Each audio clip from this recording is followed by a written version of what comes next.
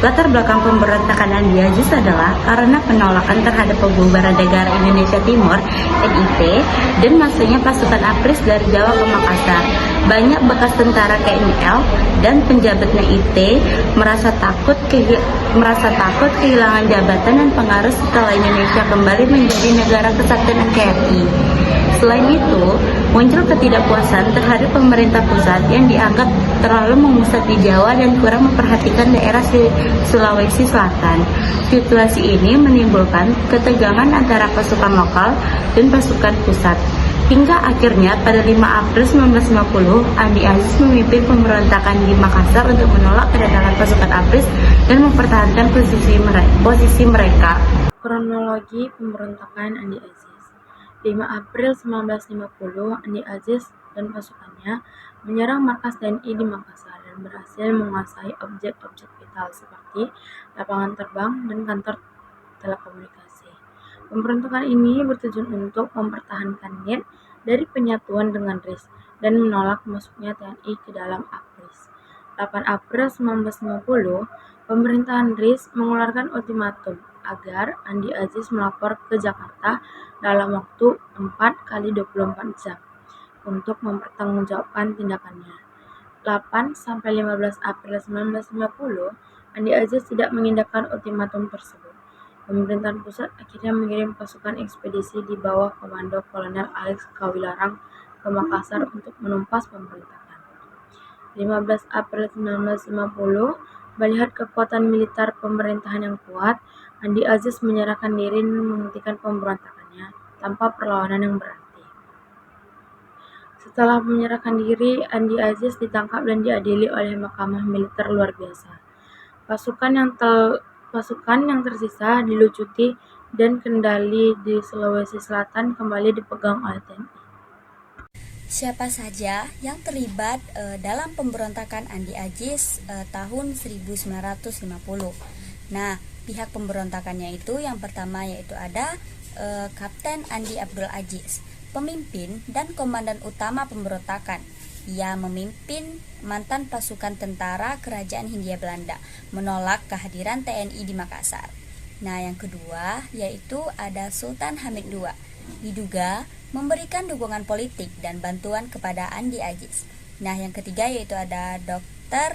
Soumokil, tokoh pro-federalis yang memiliki tujuan sama dan kemudian melanjutkan perlawanannya.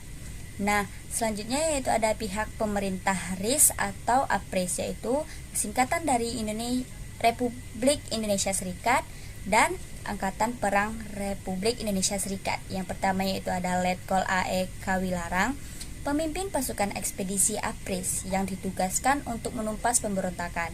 Yang kedua yaitu ada Presiden Soekarno, Presiden RIS yang mengeluarkan ultimatum kepada Andi Aziz. Yang ketiga yaitu ada Sukawati, Wali NIT atau singkatan dari Negara Indonesia Timur yang menyarankan Andi Aziz untuk menyerah.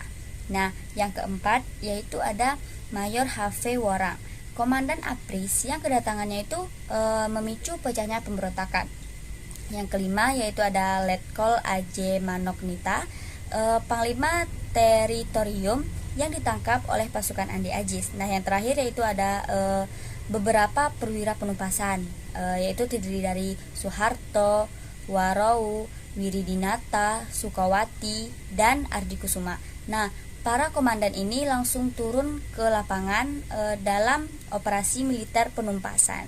Faktor penyebab dan tujuan pemberontakan Andi Aziz yaitu saat RIS meresmikan diri sebagai NKRI dan membawa sejumlah negara bagian di dalamnya termasuk negara bagian Sumatera Selatan, Kalimantan Timur, dan NIT. Sayangnya NIT baru mendapatkan kabar penyatuan pada 4 April 1950. Hal ini menyebabkan Andi Aziz dan mantan anggota KNIL menentang hal tersebut, terutama rencana kedatangan APRIS pada 5 April ke wilayah Makassar. Pasalnya mereka khawatir akan diperlakukan diskriminatif oleh pimpinan APRIS atau TNI.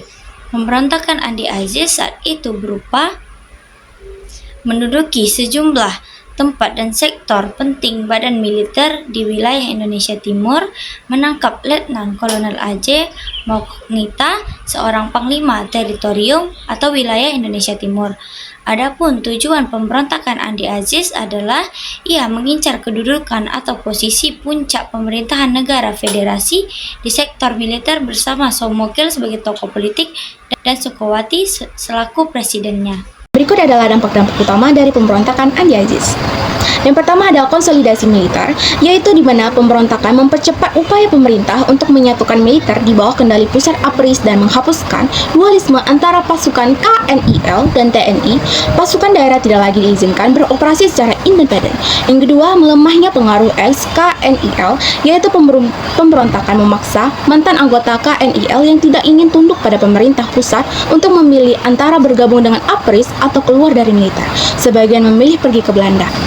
Yang ketiga, mengerasnya sikap pemerintah terhadap separatisme. Setelah insiden ini, pemerintah menjadi lebih tegas dalam menindak gerakan separatis lainnya, termasuk pemberontakan RMS dan PRRI atau Permesta. Yang keempat, terjadinya bentrokan militer, yaitu terjadi konflik antara pasukan Andi Aziz yang terdiri dari ex-KNIL dan pasukan APRIS dari TNI yang dikirim ke Makassar untuk mengamankan situasi. Yang kelima, penangkapan dan hukuman Andi Aziz, yaitu di mana Andi Aziz akhirnya ditangkap, diadili dan dijatuhi hukuman penjara. Yang keenam, memicu penguatan integrasi NIT ke NKRI. Meskipun bertujuan mempertahankan negara Indonesia Timur (NIT), tindakan Andi Aziz justru mempercepat proses bubarnya NIT dan bergabung ke wilayah tersebut ke dalam Negara Kesatuan Republik Indonesia, yaitu NKRI.